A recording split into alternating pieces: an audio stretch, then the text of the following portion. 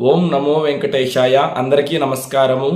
ఈరోజే పరమ పవిత్రమైనటువంటి రథసప్తమి. ముందుగా మన ఛానల్ కుటుంబ సభ్యులకు, అదేవిధంగా మన సనాతన ధర్మాన్ని ఆచరించేటువంటి వారందరికీ కూడా ఆ యొక్క సూర్యదేవుని పరిపూర్ణ అనుగ్రహం చేత అష్టైశ్వర్యాలు, ఆయురారోగ్యాలు, సకల సంపదలు కలగాలని మనస్ఫూర్తిగా సూర్యనారాయణమూర్తికి నమస్కారం చేసుకుంటూ, పరమ పవిత్రమైనటువంటి ఈ రథసప్తమి నాడు సూర్యదేవుని వ్రతకథను ఎవరు భక్తి శ్రద్ధలతో వింటారో అటువంటి వారికి 1000 యజ్ఞములు చేస్తే ఎంత ఫలితం కలుగుతుందో అంత ఫలితం కలుగుతుంది.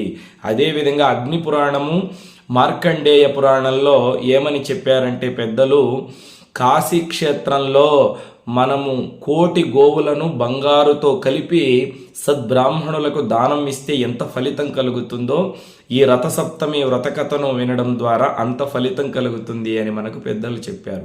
ఇప్పుడున్నటువంటి కాలమాన పరిస్థితుల్లో మనం గోదానం చేయగలమా? 50,000కు పైనే ఉంటుంది గోవు.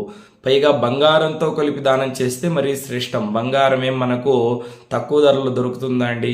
కానీ ఈ వ్రతకథను భక్తి శ్రద్ధలతో విని సూర్యనారాయణమూర్తికి నమస్కారం చేసుకుంటే అంత ఫలితం కలుగుతుంది అని మన పురాణంలో వ్యాసుల వారే చెప్పి ఉన్నారు. కాబట్టి ఇప్పుడు సూర్యదేవుడు ఎలా జన్మించాడు, సూర్యదేవుని భార్యలెవరు, ఈ యొక్క రథసప్తమి విశేషాలేమిటో ఇప్పుడు తెలుసుకుందాం. పూర్వం కృతయుగంలో బ్రహ్మదేవుని అంశలో ఎంతోమంది జన్మించారు. వాళ్లలో ప్రముఖుడు కశ్యప ప్రజాపతి. ఈ కశ్యప ప్రజాపతి దక్ష బ్రహ్మ కుమార్తెలని వివాహం చేసుకుంటాడన్నమాట. దితి, అతిథి, వినుత, కద్రువ ఇలా 14 మందిని వివాహం చేసుకుంటాడు. ఈ కశ్యప ప్రజాపతి పెద్ద భార్య దితి ఒకరోజు సంధ్యా వేళలో ఆయనను రతి క్రీడకు పిలుస్తుంది. వద్దు దేవి, సాయంకాల వేళలో సతీపతి సంగమం నిషిద్ధమంటే ఆవిడ వినిపించుకోదు. అప్పుడు వాళ్ళు ఇద్దరూ కూడా సంతోషంగా కాలం గడిపితే ఆ దితి యొక్క గర్భంలో దైత్యులు జన్మిస్తారు. దైత్యులు అంటే రాక్షసులు జన్మిస్తారు. పరమ పవిత్రమైనటువంటి అతిథి గర్భంలో దేవేంద్రుడు, అగ్ని, వరుణుడు ఇటువంటి వాళ్ళు దేవతలు జన్మిస్తారన్నమాట. కొంతకాలానికి ఈ సవతి బిడ్డలైనటువంటి దేవతలు రాక్షసులకు కలహం పెరుగుతుంది. దైత్యులు ఎంతో బలవంతులు, రాక్షసులు వాళ్ళు మద్య మాంసాలని స్వీకరించి దేవతల్ని కొట్టడము, హింసించడము, ఇలా బాధించడము చేస్తూ ఉంటే ఈ దేవతలందరూ కూడా కన్నీరు మున్నీరు కారుస్తూ వెళ్ళి తల్లికి చెప్తారన్నమాట. అమ్మా, ఈ రాక్షసులు దితి యొక్క కుమారులు మమ్మల్ని చిత్రహింసలు పెడుతూ ఉన్నారు. భూలోకంలో వెళ్ళి పతివ్రతలను చెరుస్తూ ఉన్నారు. యజ్ఞ యాగాదుల్లో మలమూత్ర విసర్జన చేస్తూ ఉన్నారు. దేవతలకు హవిర్భాగం అందడం లేదు. చాలా బాధపడుతూ ఉన్నాము. అప్పుడు దేవతల తల్లి అయిన అతిథి కశ్యప ప్రజాపతి కాళ్ళు పట్టుకుని, స్వామి నా బిడ్డల్ని రక్షించండి అంటే, అప్పుడు మహావిష్ణువుని ఉపాసన చేయి, నీకు మేలు జరుగుతుంది అని చెబుతాడన్నమాట. అప్పుడు ఆ మహాతల్లి మహావిష్ణువుని ఆరాధన చేస్తే ఆ నారాయణుడు చెప్తాడమ్మా, నేనే నీ గర్భంలో బిడ్డగా జన్మించి ఆ రాక్షసులందరినీ కూడా సంహరిస్తాను అని చెబితే అప్పుడు మహావిష్ణువు యొక్క ఒక తేజస్సు వచ్చి ఈ అతిథి గర్భంలో ప్రవేశిస్తుంది. అతిథి భోజనం స్వీకరించకుండా, నీళ్లు కూడా తాగకుండా 1000 సంవత్సరాలు కఠోర ఉపవాసంతో ఓం నమో నారాయణాయ అనే అష్టాక్షరి మహామంత్రాన్ని జపిస్తూ ఉంటే కశ్యప ప్రజాపతి వచ్చి తిడతాడన్నమాట. ఆ లోపల ఉన్నటువంటి పిండాన్ని మృతం చేస్తావు, మృతపిండ అంటే, లేదు నేను ఉపవాసంతో స్వామిని ఆరాధిస్తున్నాను, మంచి బిడ్డ జన్మిస్తాడు అంటూ ఉంటే అదే సమయానికి అతిథి గర్భంలో నుండి ఆయన జన్మిస్తాడు. మృతాపిండ అని తండ్రి అంటాడు కదా. అప్పుడు చాలా శక్తివంతంగా పిండము బయటికి వస్తుంది కాబట్టి మార్తాండు అని పిలిచారు. కశ్యప ప్రజాపతి యొక్క కుమారుడు కాబట్టి కాశ్యపేయుడు అన్నారు ఆ మహానుభావుణ్ణి. అతిథి యొక్క గర్భములో నుంచి జన్మించాడు కాబట్టి ఆదిత్యుడు అని పిలిచారు. ఆ ఆదిత్యుడు పుట్టిన తక్షణమే 4 చేతులతో, విశాల వక్షస్థలంతో, దగద్ధగాయమానమని మెరిసేటువంటి కిరణాలతో, శ్వేత పద్మం అంటే తెల్లని తామర పువ్వుతో జన్మించాడు. ఆయన పుట్టినటువంటి రోజుయే ఈ రథసప్తమి అని అగ్ని పురాణంలో స్పష్టంగా ఉంది. భవిష్యోత్తర పురాణంలో కూడా ఈ కథ ఉంటుంది. కాబట్టి ఆయన నారాయణమూర్తి అంశతో 4 చేతులతో జన్మించాడు కాబట్టి ఆయనను సూర్యనారాయణుడు అని పిలిచారు. ఆయన పుట్టిన తక్షణమే దేవతలందరూ సంతోషపడి నమస్కారం చేస్తుంటే అప్పుడు విశ్వకర్మ 7 గుర్రాలు కలిగినటువంటి బంగారు రథాన్ని ఇస్తాడు. అదే సమయానికి కశ్యప ప్రజాపతికి ఇంకా కొంతమంది భార్యలు ఉన్నారు కదా, వినుత, కద్రువ అని. కద్రువకు జన్మించినటువంటి వాళ్లే సర్పజాతి. ఆదిశేషుడు, తక్షకుడు, కర్కోటకుడు, శంకనుడు, ధార్తరాష్ట్రుడు, ఇలా సర్పజాతి అన్నమాట. వినుత అనేటువంటి ఆవిడ 2 గుడ్లను పెడుతుంది. ఆ 2 గుడ్డల్లో ఒక గుడ్డు కూడా పగలదు. అప్పుడు ఆవిడ కోపం వచ్చేసి ఒక గుడ్డును పగలగొట్టేస్తుంది అన్నమాట. ఆ యొక్క గుడ్డులో జన్మించిన వాడే అనూరుడు. ఊరువులు అంటే తొడలు లేకుండా పుడతాడు కాబట్టి ఆయనకు అనూరుడు అని. ఆయన వెంటనే గుడ్డులో నుండి బయటకు వచ్చి తల్లికి శాపం ఇస్తాడు. అమ్మ, ఇంకొన్ని రోజులు పోయి ఉంటే నేను బలవంతంగా జన్మించేవాడిని. ఆత్రపడి నువ్వు నన్ను ఈర్ష్యాద్వేషాలతో పగలగొట్టావు కాబట్టి నీ సవతికి దాస్యం చేస్తావు.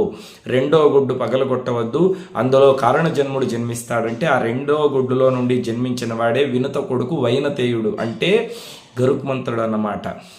ఈ అనూరుడు వెంటనే సూర్యదేవుడికి రథసారథిగా వెళుతాడు. ఆయన కాళ్ళుండవు. ఆ అనూరుడు 7 గుర్రాలను కట్టినటువంటి రథాన్ని అధిరోహించగానే వెంటనే సూర్యదేవుడు అందులో కూర్చొని ఆకాశంలోకి ఎగిరాడన్నమాట.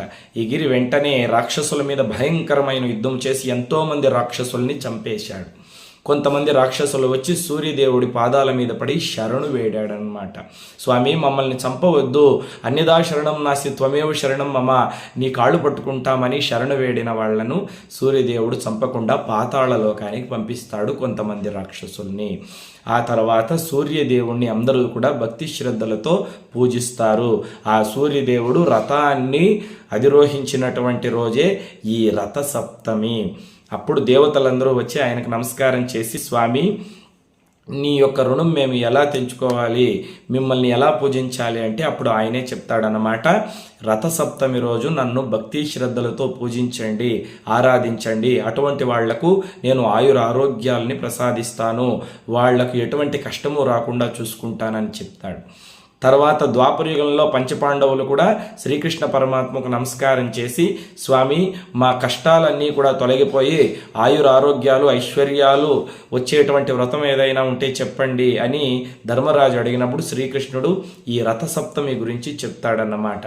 రథసప్తమి నాడు ప్రాతకాలమందే నిద్రలేచి చక్కగా నదీ స్నానం చేసి తల మీద జిల్లేడాకులు కానీ, చిక్కుడాకులు కానీ, రేగి ఆకులు కానీ పెట్టుకొని స్నానం చేసి ఎర్రని వస్త్రములను ధరించి అటుపిమ్మట చిక్కుడుకాయలతో ఒక రథాన్ని చేసి అందులో సూర్యనారాయణమూర్తి ప్రతిపను కానీ, రూపు కానీ పెట్టి ధూపదీప నైవేద్యములతో పూజించి సూర్యనారాయణమూర్తికి పాయసాన్ని నివేదన చేయాలి. శాస్త్రంలో ఏం చెప్పాడు శ్రీకృష్ణ పరమాత్మ?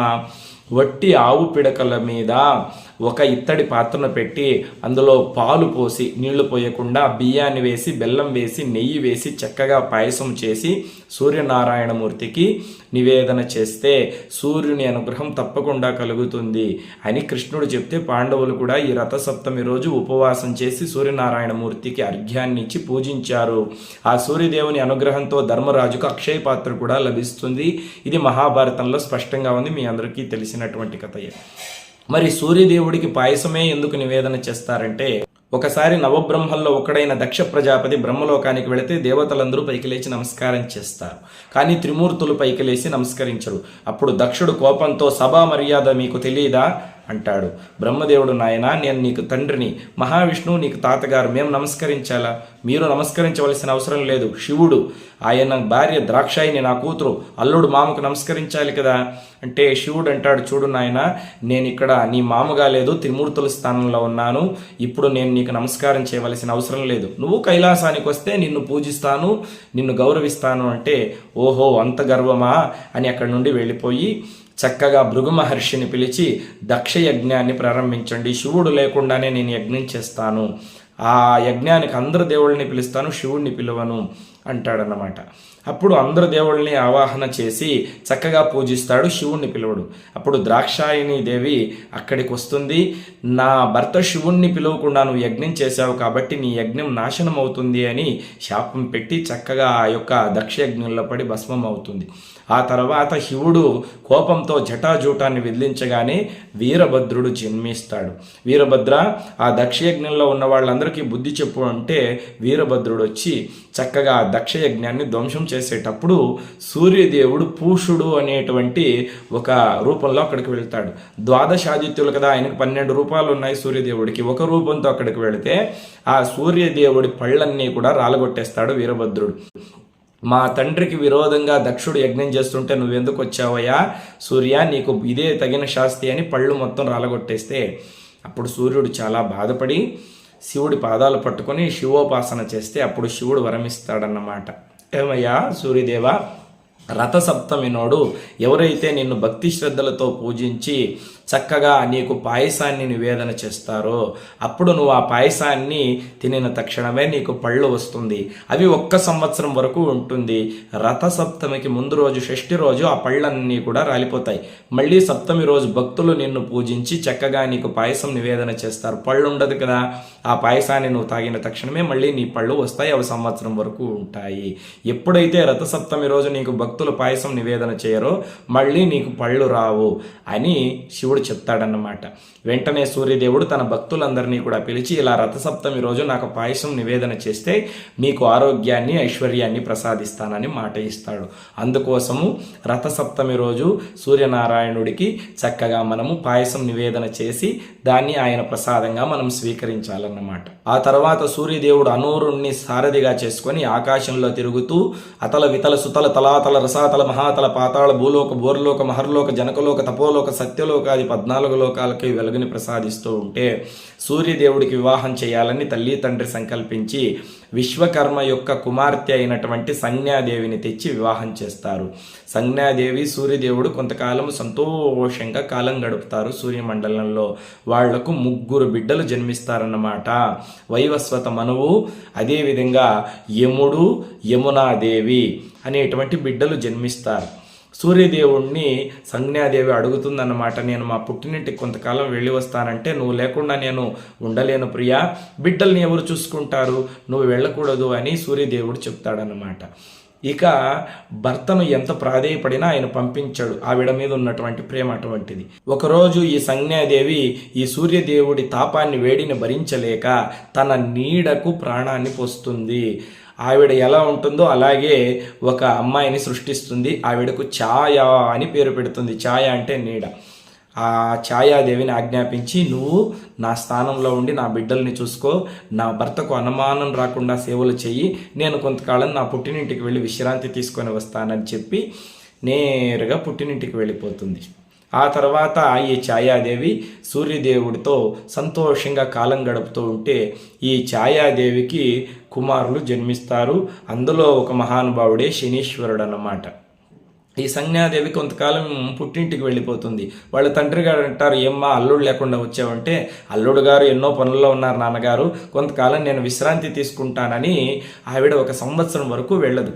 వెంటనే వాళ్ళ తండ్రి విశ్వకర్మ, ఏమ్మా సంజ్ఞ, ఇంతకాలమైంది భర్తను విడిచిపెట్టి వచ్చి నువ్వు ఇంకా వెళ్ళలేదు, ఏమి కారణము అని చెప్పి యోగ దృష్టితో చూస్తే అప్పుడు అర్థమవుతుంది. చీ మూర్ఖురాల, నీ స్థానంలో ఇంకొక స్త్రీని అక్కడ ఉంచి అల్లుడి గారి దగ్గర ఇక్కడికి వచ్చావా, నువ్వు చేసినటువంటి తప్పు చాలా పెద్ద తప్పు, చంచలమైన బుద్ధితో పుట్టింటికి వచ్చావు కాబట్టి నువ్వు చంచలమైన అశ్వముగా మారిపో, గుర్రంగా మారిపో అని శపిస్తాడన్నమాట. అప్పుడు సంజ్ఞాదేవి తండ్రి పాదాలు పట్టుకుని, తండ్రి నేను చేసిన అపరాధాన్ని క్షమించండి, నాకు శాప విమోచనం చెప్పండి అంటే, నీ భర్తను నువ్వు ప్రసన్నం చేసుకో, నీ భర్త ప్రేమ అనురాగం ఎప్పుడు నీకు లభిస్తుందో అప్పుడు నీ నిజరూపం వస్తుంది, వెళ్ళు ఇక్కడి నుండి అంటే వెంటనే ఆవిడ గుర్రంగా మారిపోయి ఒక వనంలో వెళ్ళి తపస్సు చేస్తుంది. సూర్యదేవుణ్ణి ఆరాధిస్తే అప్పుడు సూర్యదేవుడు జరిగిందంతా తెలుసుకొని ఆయన కూడా ఒక గుర్రంగా మారి వచ్చి సంజ్ఞాదేవితో క్రీడిస్తాడు. వాళ్ళు సంతోషంగా కొంతకాలం విహారం చేస్తే అప్పుడు వాళ్ళ గర్భంలో జన్మించేటువంటి కవల పిల్లలే అశ్విని దేవతలు. వాళ్ళు అశ్వరూపంలో ఉన్నప్పుడు జన్మించారు కాబట్టి వాళ్లకు అశ్విని దేవతలు అని పేరు పెట్టారు. వాళ్ళు గుర్రం ముఖంతో ఉంటారన్నమాట. ఆ తర్వాత సూర్యదేవుడు సంజ్ఞాదేవికి నిజమైనటువంటి రూపాలు వస్తాయి. వాళ్ళు సూర్యమండలంలోకి వెళతారు. అప్పుడు ఛాయాదేవి చక్కగా శనీశ్వరుని ఒడిలో కూర్చోబెట్టుకొని బువ్వ తినిపిస్తూ ఉంటుంది. ఈ యముణ్ణి, ఆ యొక్క యమునాదేవిని అందరినీ కూడా అశ్రద్ధ చేస్తూ ఉంటుంది. వెంటనే సంజ్ఞాదేవి కోపం వచ్చి, ఛాయ, నా భర్తకు సేవ చేయి అంటే కాపురం చేసి బిడ్డల్ని కనింది కాకుండా నా బిడ్డలను అశ్రద్ధ చేస్తావా? నువ్వు నీ బిడ్డలు నల్లని వారైపోదురుగాక అని శాపం పెడుతుంది. అప్పుడు వెంటనే శనీశ్వరుడికి కోపం వచ్చి వాళ్ళ పెద్దమ్మను తన్నడానికి వెళితే, ఏ కాలైతే నా మీద ఎత్తావో ఆ కాలే నీకు ఒకానొక సమయంలో విరిగిపోతుంది అని శాపం పెడుతుందన్నమాట. ఇంద్రజిత్ పుట్టేటప్పుడు రావణాసురుడు శనీశ్వరుడి యొక్క కాలు విరగొడతాడు. అందుకే శనీశ్వరుడికి మందగ్రహము అని పేరు. ఆ తర్వాత చక్కగా ఈ సూర్యదేవుడికి భార్యలుగా ఛాయా, సంజ్ఞ ఇద్దరు కూడా ఉంటారు. ఆ తర్వాత విశ్వకర్మ తన కూతురు బాధను అర్థం చేసుకొని వచ్చి సూర్యనారాయణమూర్తి యొక్క కొన్ని కిరణాలని కోసేస్తాడు.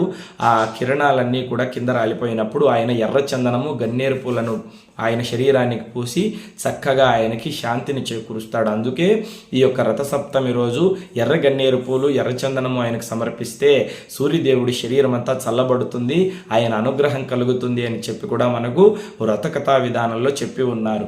అలా సూర్యదేవుడు ఇద్దరు భార్యలతో యముడు, శనీశ్వరుడు, యమున, మనువు ఇటువంటి పిల్లలే కాకుండా త్రేతాయుగంలో సుగ్రీవుడికి, అదేవిధంగా ద్వాపర యుగంలో కుంతీదేవిని అనుగ్రహించి కర్ణుడికి జన్మనిచ్చి సూర్యనారాయణమూర్తిగా ప్రపంచంలో పూజలు అందుకుంటూ ఉన్నాడు.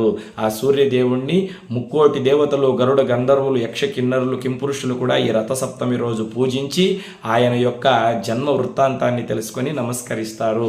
ప్రపంచానికి వెలుగుని ప్రసాదించేటువంటి మహానుభావుడు, ప్రతి యుగంలోనూ కంటికి కనిపించేటువంటి దేవుడు, 7 రథాల మీద ఎక్కి ప్రపంచాన్ని రక్షించేటువంటి ఆ మహానుభావుడికి అనంతకోటి నమస్కారాలని తెలియజేసుకుంటూ ఆ ఛాయా, సంజ్ఞ సమేతుడై సూర్యదేవుడు మనందరినీ రక్షించాలని మరొకసారి ప్రార్థన చేస్తూ లోకా సమస్తా సుఖినో భవంతు.